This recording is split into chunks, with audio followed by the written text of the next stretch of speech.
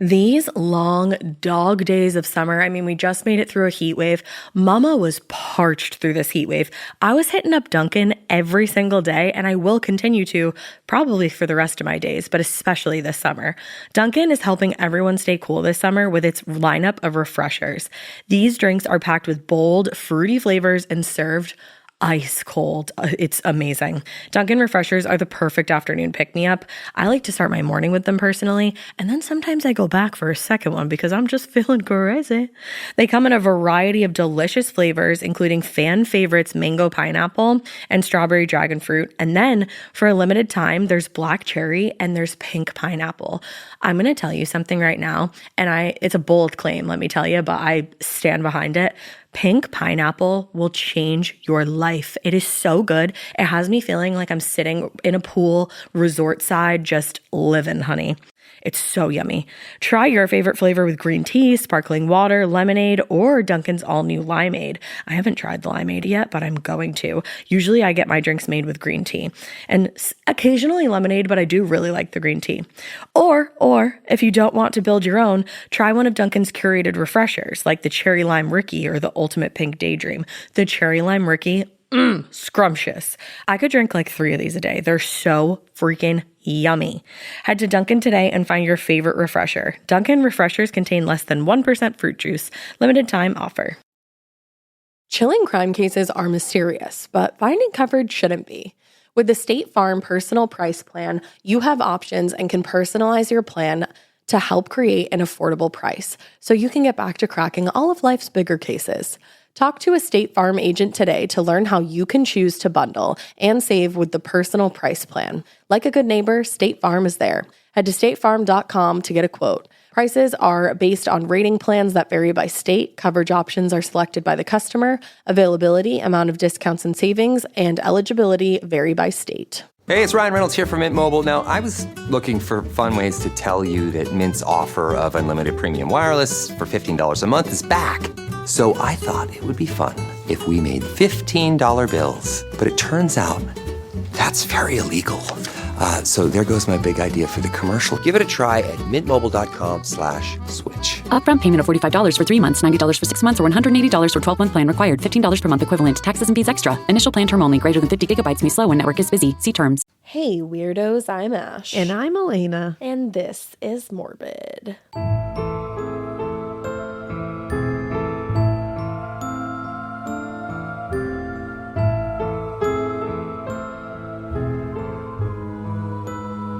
This is Morbid in 2025. It's been that way probably for a long time. But not for us. I think this is only our second episode of 2025. Is it? Okay. I was like, am I like 6 weeks into 2025 being like, Happy New Year, New Year, new us. No, I mean for the listener. Hello out there, listener. For the weirdos. It's definitely probably like the 45th episode of 2025. Probably. But for us, it's number 2. Yeah. So it's still new. It's new for us. Mikey's looking it's to only me to January tell us. 8th right now. It is. It's early. It's crazy. Early days yet. Mikey said, Mikey's I don't doing know quick what. math. Today is the 23rd. That was Mikey letting you know today is the 23rd. It is. But for us, it's the 8th. There you go. Which means it's David Bowie's birthday. Happy birthday, David Bowie. Happy birthday, David Bowie. Actually, okay, perfect segue. I was watching Real Housewives of Beverly Hills last night. Thank you. Love it. And Garcelle Bouvet's son is modeling. And she was like, oh my God, like there are like so many great models of like during my time. It was like Naomi. It was Iman. It was, who else did she name? Is it Beverly Johnson? Yeah. Yeah, Beverly Johnson. And he goes, I don't know any of those people, which like he wouldn't because he's super young. But I was like, oh my God. It really hits you in the head. Life comes at you so fast. Yeah, it really does. Like, what? It hits you in the head. Because at first I was like, are you fucking kidding me? And then I was like, oh, you're like, he's not even in his 20s. Like, yeah. Why would you know? I mean, why would you really know those people, I guess? It's when you have to answer to children when they're like, did you have this when you were younger? And you're like, not only did I not have that, there wasn't even the capability to have that. No. Like we were talking about, because like Roblox is a big thing among like children right now, but my children are not allowed to use it. And Helicopter they're fine mom. with that. Helicopter mom. I don't give a fuck. But I don't blame you. but yeah, they're not allowed to use it, and they Yeah. will never be allowed to use it. Fuck and, Roblox. fuck Roblox. I think there's a bunch of predators there, but that's a story for another time. But they had brought it up because now they feel like they're fine with it. Yeah. They understand the reasons, and they're totally fine. And they had brought it up at one point about like one of their friends got to use it, and they were just telling me some story, and then they were like, did you get to use Roblox when you were younger, You Mom? said, And I was like, we didn't even have an iPad. I was like, babe, you said we didn't even know what a tablet was. not only that, we didn't have the internet when I was your age. The only tablets we knew of were in the fucking ancient pyramids. I said, ow. Now your ribs hurt. Oh, I cracked myself up. I said, not only did Roblox not exist, the internet didn't exist. They were still working on it. I did not have a computer, and tablets were not a thing. Tablets were in the pyramids, Did not babes. exist. So no. Did that? Nope, I did not have to go Did that blow They their were like, fucking minds? What? Wow. What? And there's been times they've asked me if pictures were in color when I was little. That's such an And I was like, insult. okay, yes, all right, I did have color. Well, because to them, our generation was born in the 1900s. Oh, they say that all the time. like, damn, Yeah. damn. They'll be like, well, you're from the and they love to say you're from the 1970s, and I'm like, no, I'm No, not. I'm not. I'm not even from there. said I wasn't yeah, even a Mikey's like, thought. fuck you guys. Mikey's like, I'm from the 1970s and what of it? But I'm always like, can you not like send me further back into time? Like, I'm like, you're already like, they're already dogging me for being born in the 1900s, Yeah. and then they want to make me even. I'm like, all right, Yeah, that's all rough. right. At least give me give my accurate date. I know. Okay. My favorite is that your youngest thinks that I'm older than you. Oh, all the time Because I'm taller. and they ask every time. She asks Is all the Gigi time. older than you? I'm like, And I'm no. like, no, I am 10 years younger. The kids 10 just and a equate half, almost taller 11. with older. It's so weird. I mean, it makes perfect sense, but I'm like, no, no, I'm so much younger than Mama. Damn so it. much younger. But honestly, at this point, I wish I was older. Drew is going to turn 30. In the 30 club. He's about to join the 30 club, and I said to him last night, I was like, does that feel like weird? Like, are you like mourning your 20s at all? And he was like, fuck no. He was like, I am so excited to Honestly, turn 30. as he should be. And I felt kind of jealous. Yeah. I feel a little bit jealous of him that he's But turning you 30. get the anticipation of it. I know, I get it, but I'm not going to be 30 for like another year and a half. Yeah, that's gonna fly by, babe. I know. I mean, let's hope. It will. I'm determined definitely. to make it fly by. Yeah, same. Retweet. Yeah. If you heard me earlier crying as I was laughing, that's because I sat here and I talked to Elena. We're just having like some banter, okay? It's Yeah. been a minute. It's just, New Year. New Year, same us. But maybe not the same because I left a lot of me on the floor. You did. In 2025. On the cutting room floor. On the shower floor. I got, and it's going around, so I'm sure a lot of you have probably faced this in the past couple weeks.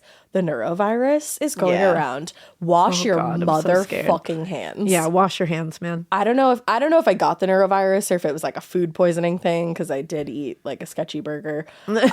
You know who I am, a Captain Crunch Slurpee girl. Yeah, a fo. The violence that was inflicted upon me, and I literally just been sitting here telling Elena I'm drinking colostrum, so I'm like, I'll never get sick. I have colostrum, and it's an immunity booster. You've all been so sick, and not me. Yep, it's true. That same day. Literally, it was like a day later, like if that, the universe said, bitch, check yourself before you wreck yourself. Actually, let me wreck The you. universe said, oh yeah? Oh yeah? I died for Yeah. like 3 days and my ribs are still hurting. This was like Saturday night. It's Wednesday now. My ribs are still hurting. I know, from that's crazy. The violence with which I yacked. Damn. Yeah, I'm still recovering. But you know what? I woke up this morning. I chose myself. I had a little true. pep talk with Lux, my cat. Yeah. I ate my love that. breakfast. It was great. It was wonderful. We're trying to, I like resolutions. Some people hate resolutions. I like them. I've never been a huge resolution girly. I never really have been either. I've always thought it was a nice concept, but I've Yeah. never really participated that much. I've always had concepts of a revolution. Yeah, I've always a resolution. I like the ideas, but I'll be the first one to admit that I never really stick to them. I don't even really set them that hard. No, I'll be same. like, yeah, I want to start working out this year. But I never give myself like this plan plan. of action. Yeah. Which is most of the problem. Yeah. And this year I went in being like, not my first resolution is I'm going to be nicer to me. Me too. And I think that is if any of you are like, I would like a resolution or you're struggling, your first resolution should be nicer to you. Because it changes. It's like when your youngest goes, this changes everything. Yes. It's from Bluey. But it changes everything. Because if you are like being a dick to yourself, like for instance, this morning, I did not want to wake up early. I felt like shit the past couple of days. I saw that alarm. I turned it off. And then I said, no, girl, bet on yourself. Yeah. Don't give up on yourself. And you didn't say like, get up, you lazy sack of shit. You were like, hey. And it made the biggest you difference. can do this. Yeah. Like, if you wouldn't say it to someone you love and care about, don't fucking say it to yourself, say it to man. I tell my yourself. kids that all the time. No, it's so true. If you wouldn't say it to someone you love, if you wouldn't say it to me, if you wouldn't say it to Dada or anybody Dada. else you love, then don't say it to you. No. Because you need to be nice to yourself. And it's like, and being nice to yourself also makes it so that you don't take shit from anyone else. And you shouldn't. Because you don't accept that kind of shit from outside sources. Hell no. So be nice to yourself and you will suddenly find yourself being like, oh no, I'm not taking your nasty ass comments. I'm Bye. better than that. So that's my words of wisdom to you. Yeah. One page I suggest following if you're on like a journey to like just a morning routine or like a fitness routine, any kind of routine, just like the habit stacking. I love Shelby Sacco. She's Sad to Savage on Instagram. Oh, okay. She has like a podcast and everything. I love her. I love it. She starts her mornings and she like has this whole morning routine, but she's where I learned habit stacking, which I like talk Habit to you stacking about. is the move. There's so much actual scientific research behind it. Yeah. Like you just slowly add things to your day that you once want you're to be part comfortable- of your routine. Yeah, and once you're comfortable with one thing, You add that's a little when you more. add the other one. Like she said, she was like, put too much expectation on yourself. Yeah. She was like, I used to wake up at like 9 o'clock for my 9 a.m. job. And I was like, same sister. And she was like, and then I slowly started waking up 20 minutes earlier. Yeah. Did that for Just a a couple little weeks. Like a little at a time. Just don't be hard on yourselves. Yeah. And like, if you want to do stuff, you can, but just be nice to yourself and do it slowly, Yeah. and you'll get there. And don't wash let your people hands. make you feel like you got to do it all at once. Or see, that's part of being nice to yourself is you won't let those people tell you what to do because you'll be like, no, I deserve more than that. Thank you. See, I So, trust me. I'm start with gonna that. do what I say. Yeah, I love that. it's a nicer, more peaceful existence. It really really is. People will try to drag you into bullshit. Don't let them. We're claiming our peace this year. That's right. 2025 You is the should, year of peace for us. Hell yeah, and peace for morbid listeners. Hey, yo. All right. Well, since you're morbid listeners and we just bantered your ears off for like 45 minutes, thank you for letting us do that. Yeah, we just went back to our roots. Yeah. Sometimes we We've been gotta. feeling that. We don't do it all the time, but Yeah, I we're can't. feeling our roots. I just love going back to our roots. Yes. I love it. But let's go back to what you're here for, which is a case. Yes. And this case is really important because it's an unsolved case. Ooh. So it's a little bit shorter, obviously, because when it's unsolved, there's not like the whole trial part of everything. Yeah. But this was a Hulu documentary that came out like a few months ago, probably. And I said to Dave, I was like, we got to cover this because it's Dead. really interesting and I want to get more ears on this. Yeah. So let's go. We're going to talk about the unsolved murder of Melissa Witt. And it's so Okay. sad because she was 19 when she went missing. Oh, and that's when you look back at 19, that's a baby. Oh my God. For me, that was like 10 years ago. And the difference between who I was then and who I am now, I know for you it was like way longer For me, ago. it was 20 years ago. That's okay. I'm older than the amount of years that is. But you look great. Yeah. And you're beautiful. So going back to the story, let's talk about Melissa Ann Witt before she disappeared, obviously. Melissa Ann Witt was born April 20th, 1975. She too was from the 70s Oh, there you go. in Arkansas to John and Mary Ann Witt. She was raised in Fort Smith, I always want to say Arizona, but it's Arkansas. I look at AR Oh, yeah. and my brain says Arizona. No, I feel that. It's Arkansas. Arkansas. Arkansas. Don't yell at us. We're I kidding. know, I'm kidding. I promise. But she was raised alongside her brother Ronnie and her sisters Caroline and Barbara. She was a good student. She was very active in her church community at the Grand Avenue Baptist Church. And she always had really good relationships with her family, particularly her mother. They were super close. After Melissa's death, her mother would say how she never really had any trouble with Melissa at all. They were just best friends. They were always there for each other. And while a lot of teenagers usually, obviously try to distance themselves from their parents, Melissa's relationship with her mom was always a source of pride for the two of them. All her friends and family knew just how close they were, and specifically, they knew how protective Marianne was over Melissa. Oh, that's so beautiful. I know. And especially like at 19. That's the to thing. have that relationship with your mom. Wow. Because obviously that's the dream. Yeah. I mean, teenagers usually try to distance themselves from their parents around those years. This is already breaking my heart. I know. So after graduating from Northside High School in 1993, Melissa enrolled at Ozark Community College with plans of becoming a dental hygienist. Oh, damn. Yeah. Not long after starting her first semester, she actually became an ambassador for the school. Holy shit. Which meant that she would go out and recruit students to go there, promoting the school and its programs to any prospective students in the area. Cool. Yeah. And like the school has to trust you to send you out there and rep them like that. Also, dreams of becoming a dental hygienist, dental like school it's in any tough. Capacity, hygienist or dentist, like full-blown dentist, so hard. Like so hard. much involved in that. And you see some of the gnarliest shit. Yeah. I was friends with a girl who went to dental hygienist school and she saw like spiders in somebody's mouth before. That was something I feel like I was better for not knowing. Well, now you're worse. But I was better before that. I feel. You know how many times? Holy shit! You've done so many info drops on me like that. I so bet you're you've welcome. been better before. No, I can't. Well, and also, how do you just like sit there and calmly, I guess, remove the spiders from said mouth, and then you be gotta like, be. Hey, like we gotta be like good about brushing around the molars because like spiders. There was some arachnids. Taking up space in there. That's horrific. Arachnids were holding space in your mouth. God, I can't. That's awful. I cannot. That's awful. I gotta go. Woof. Well, KFSM reporter Charlene Shirk told ABC News in 2024 the college had her go and recruit students because they wanted students like her. She was already a hard worker. She had big dreams for her life. Oh. And it just goes to show that she was willing to put in the work to make her dreams reality. Because in her spare time, Melissa actually worked as an assistant for a local dental practice in town. Oh, damn. So she was like, I want to do this. I'm going to start now. Yeah, she's already like in the, I'm going to get the on-site experience. Yes. The office manager, Anita Dodson, said, Missy was a very good kid. She was friendly. She didn't have any enemies. Everyone loved her, and she was a good student, although she would still joke around with us.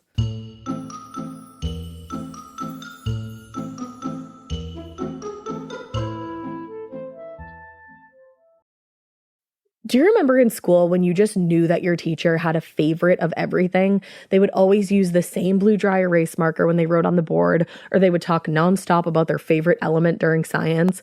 I had a teacher once that literally had a favorite brand of marker. She would only write with specific markers, and if another marker ended up in her classroom, she was TO'd. And honestly, I was probably her favorite student because at the end of the year, I got her that specific brand of marker. Let's talk about their real favorite thing though, their favorite tissue brand. Kleenex. According to Teacher List, they are the #1 facial tissue trusted by teachers.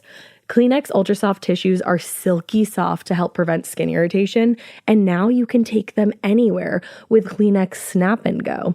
I absolutely love Kleenex Snap and Go. It's so perfect to have that in your car.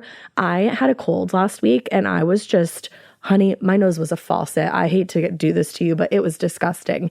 Drew literally came out of our garage with like 15 of the Kleenex Snap and Goes, and I put those in my glove compartment, and honey, they were easy access. It was so nice knowing that I didn't have to blow my nose into like an old wrapper that I had. Ew. So do the best thing for your kids' teachers and stock up on the ultimate classroom favorite. Maybe it'll make them their teacher's favorite student. They definitely have a favorite. Don't even get me started because again, it was me. For whatever happens next, grab Kleenex. Chilling crime cases are mysterious, but finding coverage shouldn't be. With the State Farm Personal Price Plan, you have options and can personalize your plan to help create an affordable price so you can get back to cracking all of life's bigger cases. Talk to a State Farm agent today to learn how you can choose to bundle and save with the Personal Price Plan. Like a good neighbor, State Farm is there. Head to statefarm.com to get a quote. Prices are based on rating plans that vary by state. Coverage options are selected by the customer. Availability, amount of discounts and savings, and eligibility vary by state.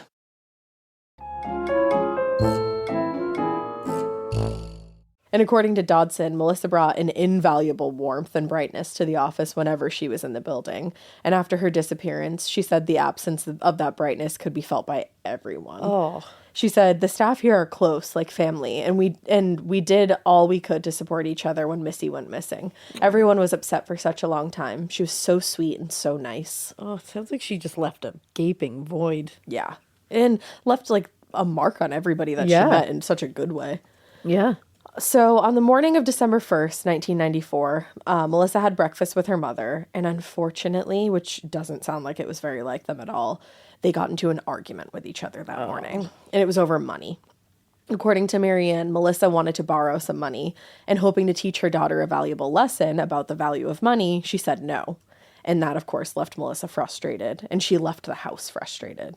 Oh, no. So not wanting to end the discussion in anger, before she left for work, Marianne wrote her daughter a short note, reminding her that she herself, Marianne, had bowling league that evening. And she said in the note, Melissa, why don't you come to Bowling World after school and after work, and I'll buy you dinner. Oh. Like, I just want to end the day on a Yeah, good like note. let's kind of put this behind us. Yeah. So Melissa went to school that day, left work at 5 p.m., but when she tried to start her car that night, the engine wouldn't turn over.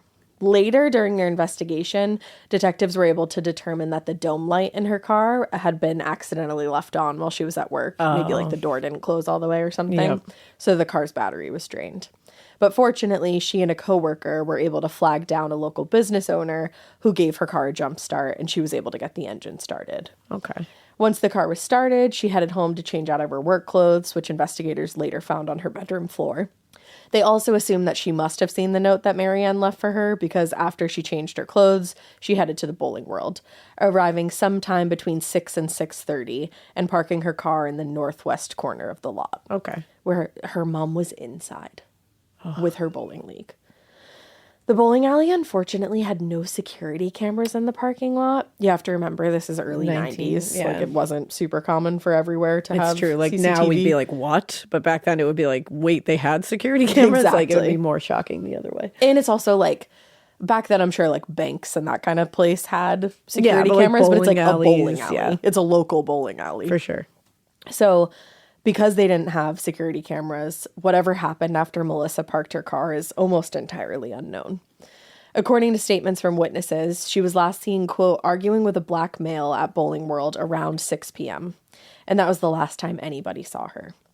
A little before 8 p.m., somebody found her keys in the parking lot of the bowling alley and turned them into the cashier at the front desk. But at that time, nobody noticed that there was actually small splatters of blood dried onto the keys, and nobody at the alley would later remember who had turned those keys in. Oh no. Yeah. So later that night, when Marianne returned home, she was surprised to find that Melissa hadn't returned home yet. However, she figured that maybe she'd gone out with some friends and would come back later that night. It wasn't something she was super worried about right away.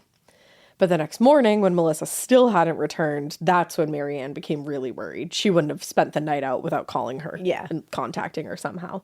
So she contacted the police a little after 9 a.m. to report her daughter missing. Over the course of the next 2 days, Melissa's friends and family and the local police spread out across Fort Smith looking for her. They handed out over 6,000 flyers with her photograph, but nobody had seen or heard anything. And just having to make that phone call as a mother to report your child missing, I feel like every time I hear that, I'm always like, I can't even bring myself to be in that position. I can't, that alone. No. You know, and then to hear that no one's seen her, Nobody's there's just heard no one anything. being able to be like, oh, no, she's here. Or, like, I saw her here. And knowing that you just had like a run-of-the-mill argument my God. before. And just knowing that that's Yeah. like the last contact you had with her before she just disappeared. Which into is thin so air. normal and so, like, every day. Of course. Like I said, run-of-the-mill. Like everybody has Run-of-the-mill. argued with their mom in the morning before course. heading out to go somewhere. Yeah. And her mom did the right thing by being like, you know what? Like, I don't want to end on this Let's put note. this like, behind us. Meet up later. Like, let's Yeah. not end the day on a bad note. Exactly. But oh, it's so sad. At least she knew that her daughter saw the note. yeah, You know? I know that is a good thing. But then, of course, she lived with guilt because she was the one who of said, course. come to the bowling alley. Oh God, I hate that. I know. So it wasn't until Monday, December 4th, that Melissa's car was discovered in the parking lot of the Bowling World after an employee realized that the keys had blood smeared on them finally and bore the name Missy on the keychain. More importantly, there was also a pool of blood found near the car and one gold earring and a hair clip believed to have belonged to Melissa, which I'm like, why did it take people that long That's the to thing, realize like, that was what? there? She was parked in like the The far corner. The far corner. So I think that had a lot to do with it. But I was like, damn. Investigators. Yeah. But when they did discover all that, they cordoned off the area and they started taking samples and processing the vehicle for evidence. Until that moment, Melissa's case had actually been labeled a runaway. Shocked. Crazy. But the discovery of the blood and the personal item shifted the focus to a potential kidnapping at that moment. They still didn't think that she was murdered or anything. Several police officers contacted the employees of the bowling alley and the customers who were known to have been there that night. But this is interesting. One person recalled hearing what sounded like a young woman's voice shouting for help at one point that evening. But they said they couldn't be sure what they heard and nobody else remembered anything. I never get these. I'm like, you heard someone yelling for help? You Did know you what? say anything in the moment to anyone else? I think it's so easy to talk yourself out of what you Oh, heard for in sure the it moment. is. Like, I think I've probably even done it, and hopefully, like, actually, like, it's been something where I talked myself into what it actually was kind of thing, you know? And I it's think easy that- to do it from a, from hindsight, Of kind of course. thing, and from like looking at it from an outside point of view.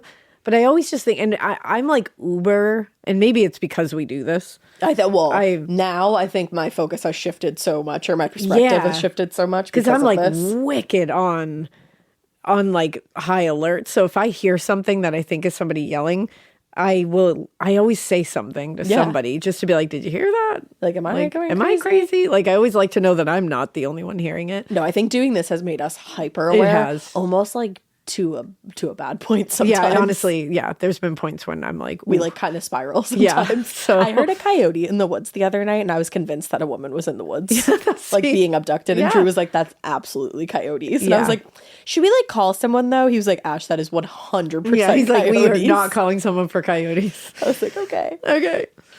Back to the story, though. 2 weeks later, Fort Smith police arrested a local man, Larry Landrum, on suspicion of sexual assault and a string of other crimes unrelated to Melissa's disappearance. Landrum would later be convicted for the murder of another young woman in Arkansas, Lucille Hassler. Whoa. So they probably thought they had their guy. Yeah. At a loss for productive leads, investigators hoped that his arrest would be the break that they needed to find Melissa, or at least get some kind of answers, because usually people like that are not associated with other great people. Yeah, criminals know criminals. His body language and evasiveness during the interview also raised a lot of red flags, and the results of his polygraph examination showed deception, but they were never able to collect any evidence linking him to the crime. Oh, that's frustrating. Yeah. Every lead that they get in this case Just is falls apart. so frustrating because it falls apart so quickly. Or it's like the lead up and then it just like completely fizzles out. It's rough. So a week later, on December 21st, Fort Smith police held a press conference to provide an update on the case. And at that time, they disclosed that Melissa had last been seen arguing with a man in the parking lot of the Bowling World on the night that she went missing. The individual was described as a, quote, black male, probably in his early 20s, with short hair, a medium build, and approximately 6 feet tall. After 3 weeks of dead-end leads and very little evidence, the local authorities were starting to express their concern that something pretty terrible could have happened to Melissa. The kidnapping angle is seeming less likely at this point. Yeah, definitely, as time is going. But they assured reporters that they did remain committed to the case. Sergeant David Overton said, "It's becoming frustrating, but we continue to look for quality leads, and we hope to still find her alive." But again, when that much time goes by, it becomes less likely. And one thing about this case is, like I was saying, like they dropped everything. There were other cases being worked on at this point in time, and multiple police officers dropped those cases that were like obviously important, but of lesser importance. Yeah. And everybody committed their time to finding Melissa. Oh, wow. So by that time, 2 large full-color billboards had been donated in town showing a picture of Melissa alongside the number for Crime Stoppers, and the Fort Smith Bank was offering a $30,000 reward for any information that would have led to her safe return, but neither yielded productive results. That's so Which crazy is crazy to me. Yeah. That's a big reward. So $30,000 in 1994 or 1995 would be about $64,000 today. Damn. So almost more than double. Damn. That's crazy. That's crazy. A few weeks later, on January 13th, 1995, Investigators got the break that they've been waiting for, but it definitely was not the outcome that anybody was hoping for. Oh, no. At about 9:30 a.m., two hunters in Ozark, Arkansas, about 40 miles from Fort Smith, reported to the Franklin County Sheriff's Officer that they had been walking through the woods and they came upon what they thought was a mannequin lying face down in the woods, about 30 feet from the main road. According to the hunters, they had actually been out in those same woods and walked the same exact road the day before, but they didn't recall seeing anything at the time. And That's remember, interesting. she's been missing for weeks at this point. like over over 3 3 weeks. Close to a month. That's interesting. Yeah. Detective Ryder and his team, along with several crime scene technicians, went out to the spot in the Ozark National Forest where Melissa's body had been discovered. And while they couldn't be positive it was Melissa at the time, they were reasonably confident that they had found their missing person. Oh, that's awful. And she would ultimately be conclusively identified through dental records. Oh, that's awful. Yeah. Melissa's body, this is so sad, was lying nude in a muddy area. She had a non-fatal wound on the side of her head from what appeared to be a blow from a heavy object. And based on the location, Ryder and the other investigators theorized that the killer was probably local. Yeah. Or at least somebody who had frequented the area often enough to be familiar with this particular section of the forest. So possibly a hiker or a camper, somebody like that. As they surveyed the crime scene, investigators also noticed something strange. There was a human-sized indentation in the earth behind two large rocks just several feet away from where her body had been discovered. So they theorized that the killer had actually initially placed the body behind the rock after the murder occurred, like probably closer to when it occurred, which would explain why hunters hadn't seen her the previous day. So he moved her? They think that he did move her. What the fuck? There's two sides. There's some people who think he moved her, and then we'll talk about what the other people think. Because why the killer would have returned and moved the body about 20 feet was a total mystery. Yeah. My only theory is that they were feeling some kind of something about the fact that she hadn't been found yet.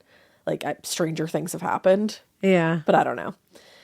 There were also visible finger marks on her wrists where the killer grabbed her body and dragged it from one location to the other. If the killer moved the body, then I think they did so because they were frustrated that she hadn't been found yet. I was actually just thinking about what I had just said. I don't think they felt bad. Yeah, I don't think there was, I want her to be found, because you don't leave your murder victim nude, you know, in the middle of the forest and be like, oh, I feel bad. I want them to. No, I think they wanted her to be found. They just didn't want to be found themselves. I agree with you. Yeah. On the other side of things, some investigators believed that it was equally possible that that animals in the forest had moved the body. But there was visible finger marks on her wrists from dragging. Right. And that'd be tough, I think, would for have to animals to move a see. full body. Yeah. I mean, it's happened, I suppose. But usually it's pieces of That's a body, the thing. which I hate to be that I know crass, it's gruesome, but it's just reality. Yeah. And I don't know. I feel like you would be able to tell.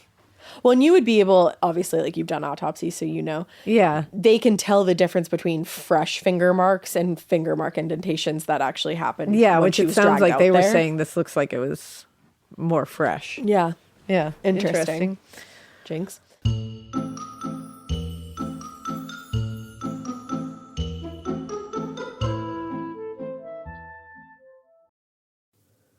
You know that feeling when you come home late from work and those puppy dog eyes just pierce right through your soul? Or when you're packing for a trip and your cat refuses to leave your suitcase? Yeah, we've all been there. Pet parent guilt is real. And you know what? It's completely normal. That's exactly why Hill's Pet Nutrition exists. They understand that being a pet parent means being human, with all of our imperfections and daily juggling acts. Hill's science-led nutrition helps you give more love than humanly possible. Whether it's those long work days or trying to balance attention between multiple pets, Hill's Pet Nutrition gets it. They've created science-based nutrition that supports your pet's lifelong health so you can feel confident even when life gets hectic. Because you're only human, there's Hill's. Science does more. Ready to let go of the guilt? Find the right food at hillspet.com/podcast. That's hillspet.com/podcast. This is a paid ad by BetterHelp. I happen to be somebody that struggles with people pleasing. So a lot of times I will build things up and up and up and up and up and then kind of get to the point where I'm like, I need to let this out to this person. Even in 2026, that stigma and just stigma in general can get in the way of a lot of things, like getting support for your mental health. Maybe you've encouraged friends to consider therapy while avoiding taking that first step yourself because you're busy. You're worried about what other people might think, or telling yourself that you should handle this all alone. But therapy with BetterHelp, the world's largest online therapy platform, can be a space to slow down and talk through what's been building before it feels unmanageable. Just take a short questionnaire to identify your needs and preferences, and BetterHelp will handle the initial therapist matching work for you. Their industry-leading match rate means BetterHelp typically gets it right the first time. Feel confident knowing BetterHelp therapists work according to a strict code of conduct and are fully qualified. Don't let hesitation hold you back.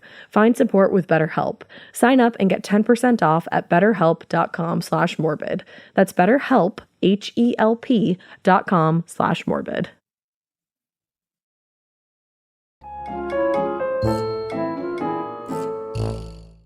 State Police Lieutenant Dale Best said, "We believe the body had been moved. It looked by animals. We did find the location where she had been in the wooded area, and it looks like she'd been there for quite some time."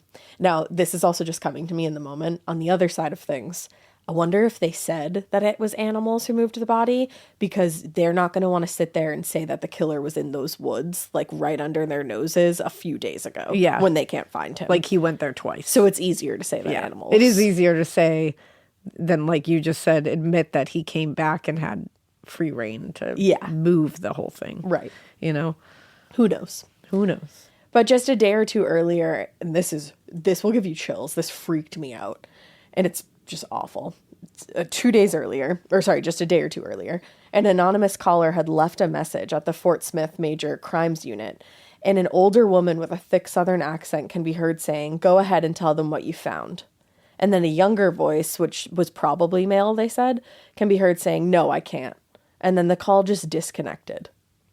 What just the fuck? A day or two before Melissa's body was found. What? Yeah.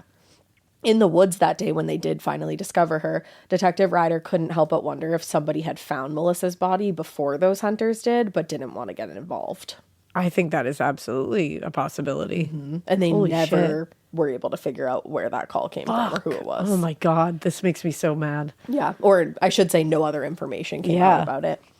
But other than the body in the mud and the impressions, the human-sized impression in the dirt behind the rocks, the scene was devoid of evidence or anything unusual that might have helped point them in the right direction. And her killer took her clothing and her jewelry. What the fuck? She was found with nothing. Wow. Yeah, there was no sign of her clothes or personal items anywhere.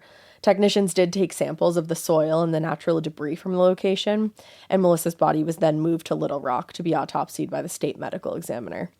In his autopsy report, he listed the cause of death as asphyxiation by strangulation, and noted that leaves and soil from the area were found in her airway. Oh my God. Indicating that she had, quote, been strangled face down and she inhaled debris from the forest floor. So this was brutal. And she was killed out there. Out there, yeah. She was brought from one Because I location to the figured other. she was killed somewhere else and brought there. No, it sounds like she was killed in the forest. Holy shit. Which is horrifying. Yeah. Based on the evidence collected during the autopsy, investigators concluded that Melissa's killer had, like we were just saying, abducted her from the Bowling World parking lot and then taken her to that area off the logging road. She was also sexually assaulted and then strangled. So the news of the discovery of Melissa's body in the Ozark woods came as a shock to everybody who obviously were out there doing the work, passing out flyers, all the while hoping that she would be found alive. But for some, it was a disappointing end to a frustrating mystery. Fort Smith detective Clay Thomas said, "I hate to say it, but finding her body was the first break we've had in this case. At least it gives us a direction. Before this, we didn't have that." So I guess you can, I mean, at least there was that. It's like, it's such a double-edged sword, because obviously the aim was to find Melissa alive and bring her home. This is the last thing you want to find, but at least finding someone's body can give you anything, like it gives you any, because before that you're just kind of blind, especially with no security cameras. Yeah. No, this isn't the time of like digital footprints and shit. Right. So and it's for her like- family to actually have a place to go visit her where they know Yeah. she's laid to rest, like that, Which again means a lot to the people. last thing you want to happen, Of course. in these scenarios. But I'm glad they were at least able to have something to go on at this point. Oh, it's just awful. It is. Reverend Ed I think it's Saucier, from the family's church conveyed similar sentiments, telling a reporter, "This is a difficult time, but the family feels a little relief in finally knowing something." Yeah, because I imagine that the unknown must be just completely unbearable. Because we've said it before, your mind fills in the blanks. Yeah. And a lot of times you're coming up with somehow even darker things Yeah. sometimes, Absolutely. But unfortunately, both John and Marianne Witt passed away in 2004 and then 2011, respectively. So they never got the answers that they just waited the rest of their lives to hear. Oh, that makes me so They sad. never got it. Now, in a city of nearly 300,000 residents, Fort Smith obviously had its fair share of violent crime. In fact, around the time that Melissa Witt disappeared, there were a number of other young women who either disappeared or were also murdered. In 1995, just 9 months after Melissa was killed, another Fort Smith woman named Lori Murchison went missing after she was released from jail on a public intoxication charge. She was on her way to pick up her paycheck with a plan to return back to the jail and bail out her boyfriend, but she never returned and has never been seen since. Damn. Just vanished into thin air. Those are always the scariest, man. Yeah. A year later, in 1996, Fort Smith resident Summer Wilkinson disappeared, and her remains were later discovered near a racetrack in Oklahoma. Oh. In 2000, a man named Jonathan Cole was convicted of her death, and at the time, he was already serving a life sentence for the 1997 murder of a 13-year-old Fort Smith girl, whose remains were also found in Oklahoma. Holy shit. The most alarming of these incidents occurred on June 9th, 1995, when 6-year-old Morgan Nick disappeared from a Little Morgan League. Nick. Morgan Nick, yep. Yeah. Disappeared from a Little League game in Alma, Arkansas, just 20 miles from Fort Smith, so not far at all. No. Morgan had gone off with some friends to catch fireflies, which just No, that absolutely ruins yeah. you. She was last seen standing by her own parents' car, talking to an unknown man before she disappeared. A few weeks before her disappearance, there were actually 2 separate incidents of attempted kidnappings in the area, including one where a man tried to pull a 4-year-old girl into his own pickup truck in Alma, and another in which a man tried to abduct a 9-year-old girl from a convenience store in Fort Smith. Holy shit. Yeah, it was a dangerous area. My God. Now, despite the obvious difference in their ages, investigators at the time did consider that Melissa's killer might also be responsible for the attempted kidnapping of the girls in Alma and Fort Smith and the disappearance of Morgan Nick. My God. Scary. That's horrifying. Scary. Despite the surprising number of assaults, attempted abductions, and murders of young women in this area, investigators on Melissa's case had pretty much nothing to work with, Yeah. very little to work with, and even less luck when it came to finding leads. In June of 1995, they set up roadblocks in the area, the Arkansas State Police did, in the hopes that a passing motorist might have seen or heard anything that could lead them to help find Melissa's killer or help them find Morgan Nick. Lieutenant Dale Best told a reporter, "We will follow leads until we've exhausted them. Somewhere out there is that one lead. Somewhere a person knows this suspect. The information is out there if we can just reach out to the right person and get them to call." But despite their best efforts, the roadblocks turned up 0 useful leads, which is nuts. That's crazy. That to many me. girls going missing, ending up dead, like attempted kidnappings, and nobody knows anything. That's the thing. They're not like these people who are doing this are not that smart. No. Like they know people. They've said things. They've done things. Like, come on. And people just don't want to get People don't get involved. people don't want to get involved, especially in like smaller towns. Oh, yeah. You There's see a it so much whole- more often. yeah. It's a very different mindset. There's a whole set of small town politics that Yes. comes into play. Yes, big time. That's a perfect way to say it. Mm-hmm. It wasn't until nearly a year later, in April 1996, that investigators finally got their best lead in Melissa Witt's murder case.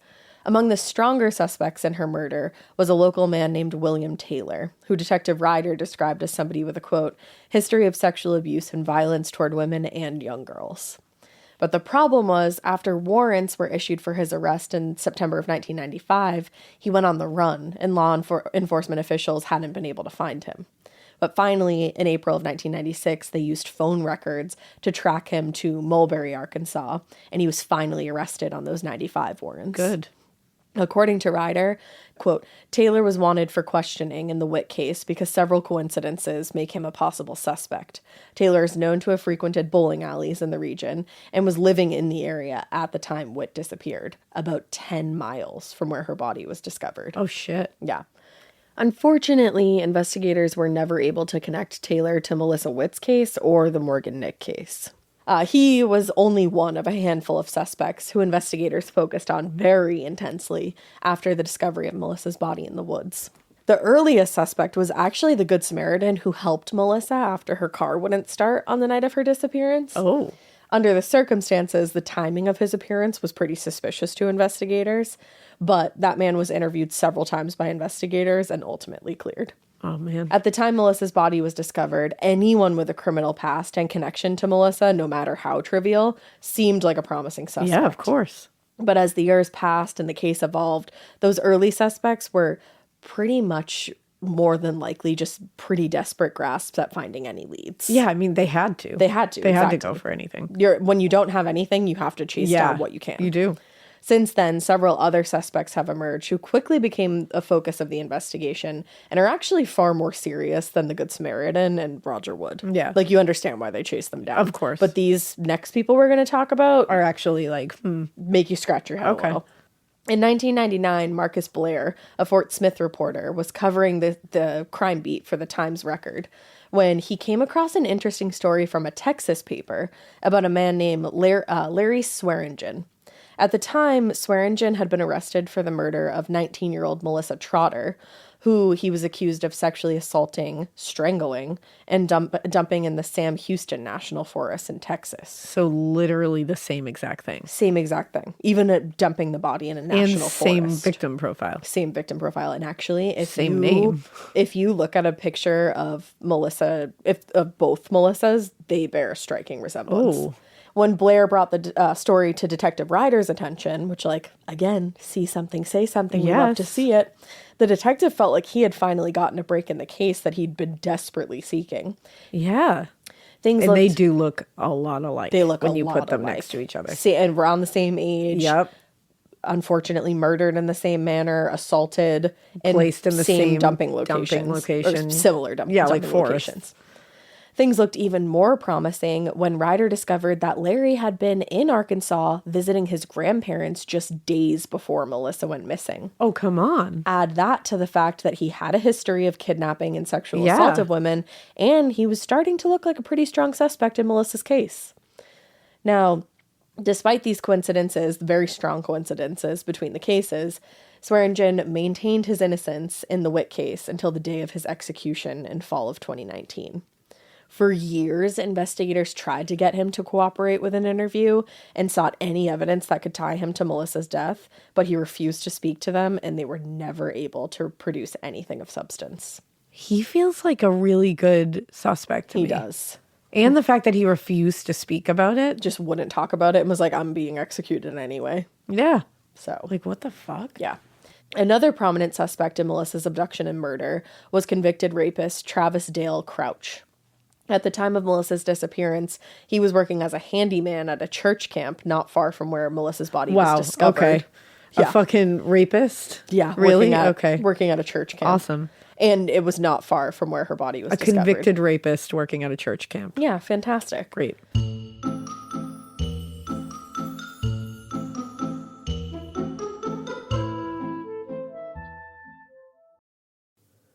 You know that feeling when you come home late from work and those puppy dog eyes just pierce right through your soul? Or when you're packing for a trip and your cat refuses to leave your suitcase? Yeah, we've all been there. Pet parent guilt is real. And you know what? It's completely normal.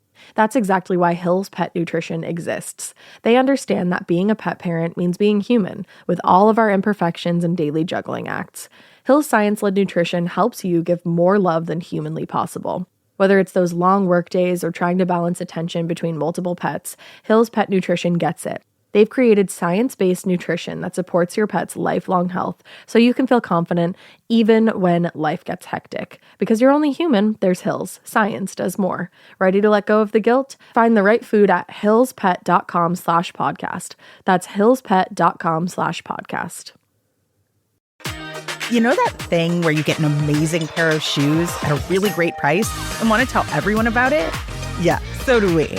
Here at Designer Shoe Warehouse, we'll give you something to brag about, like the latest styles from brands you love, or the trends everyone's obsessing over, or shoes that make you feel like, well, you.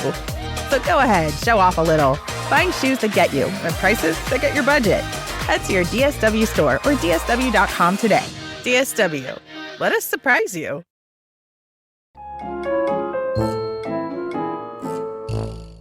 He had grown up in Ozark and spent the late 1980s riding around the country with several motorcycle gangs before being sent to prison in the early 90s for stabbing a man in Minneapolis. Wow. In October 1994, he was released from prison and returned to Ozark to live with his parents. Having grown up in the area, he was very intimately familiar with the region, and he had actually been seen driving in the area of the bowling world at the time of Melissa's disappearance.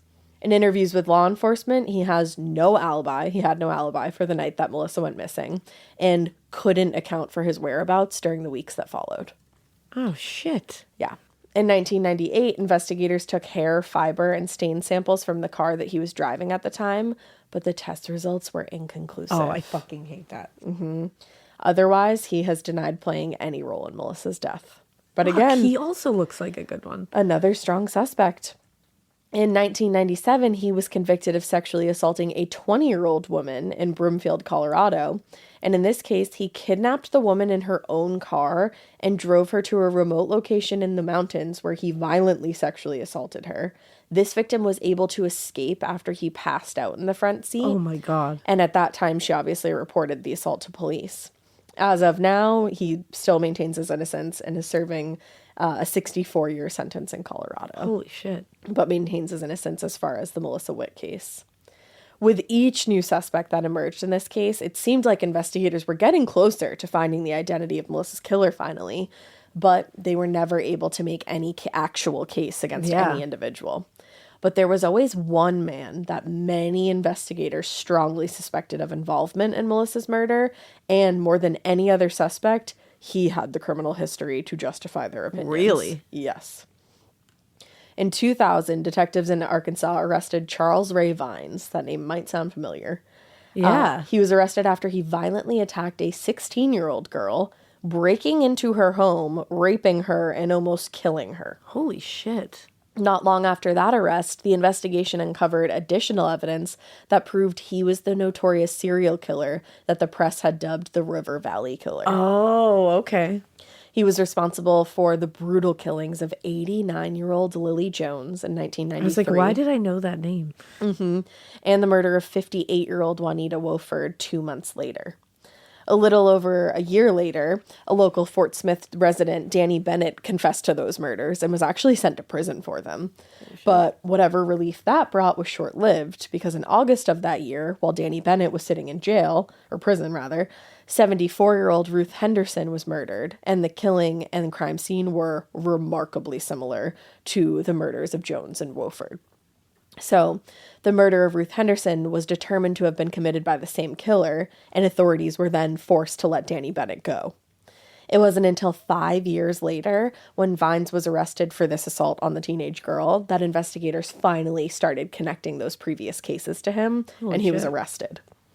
After his arrest, he made a deal with the prosecutor's office in which he agreed to provide details of his previous murders in exchange for their agreeing not to pursue the death penalty, at which point he confessed to the other murders. Holy shit. Yeah. He had lived in Fort Smith for many years, including the period that Melissa Witt disappeared and was killed in, and investigators strongly suspected him of being Melissa's killer.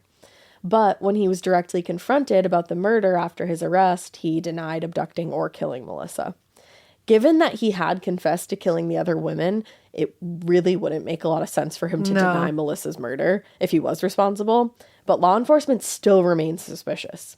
According to Rob Allen, who was one of the FBI agents who pursued the case in 2019, He said, there was a lady who had emailed a detective. She worked with Charlie Vines' mother, and Charlie Vines sometimes would show up to his mother's work. And that witness reported she saw him wearing a bowling league shirt of some sort. Oh, So that's interesting. that is very interesting. The report about the bowling league shirt is obviously circumstantial Yeah. at best, but it was just one of several things about Charles Vines, that made him a strong suspect.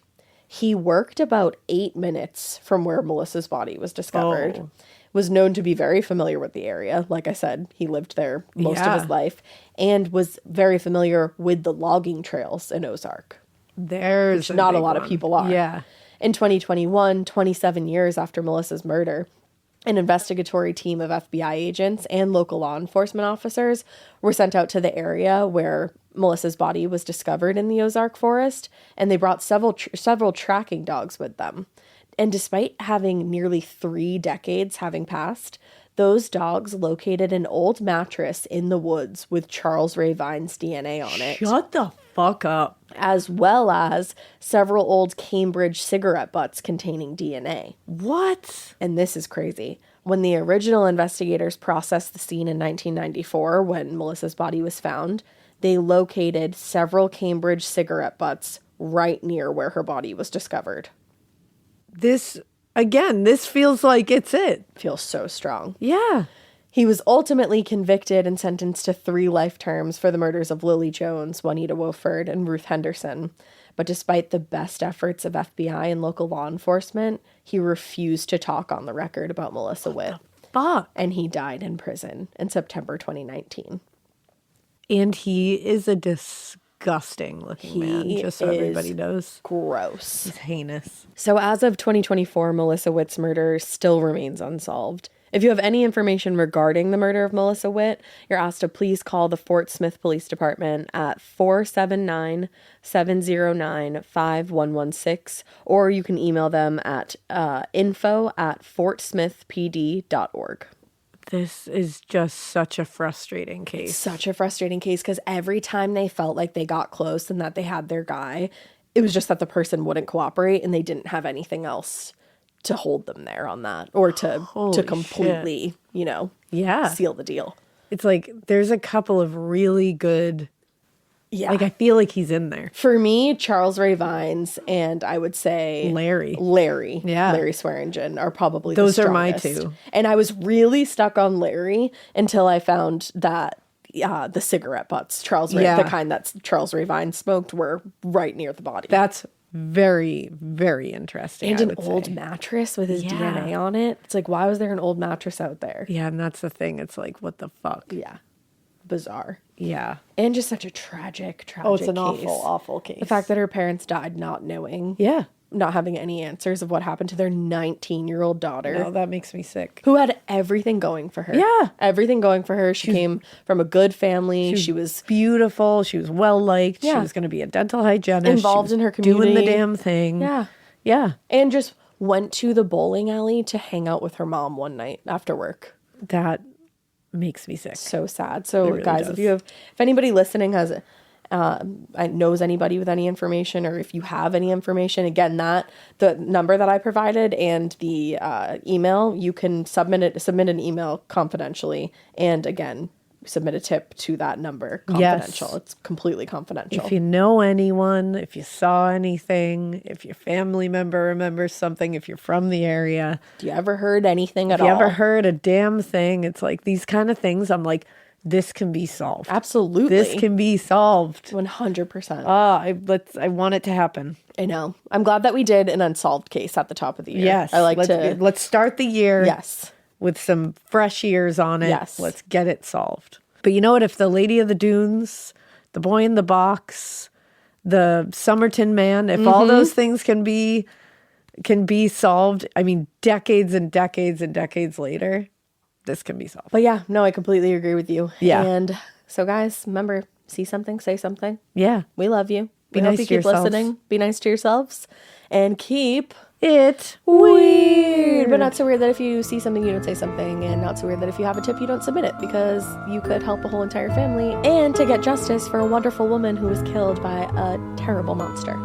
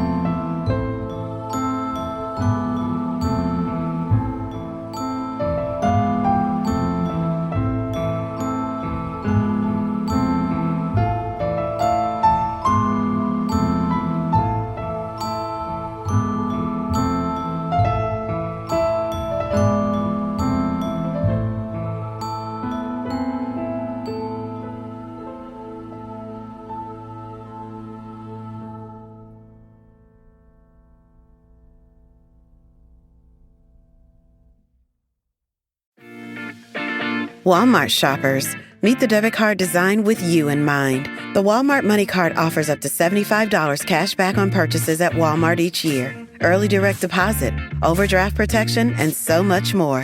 When Walmart is your everyday store, you need a card to match.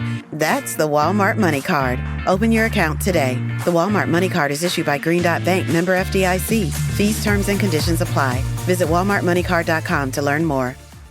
You wouldn't take financial advice from a 72 hours in a single day alpha influencer, would you?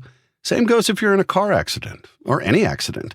Who you choose matters. That's why Morgan & Morgan exists. They're the largest injury law firm in America, and they've built a reputation by actually winning cases, not just talking about it. Over 1,000 lawyers across all 50 states and $30 billion recovered. Injured? Go to forthepeople.com/podcast. That's forthepeople.com/podcast.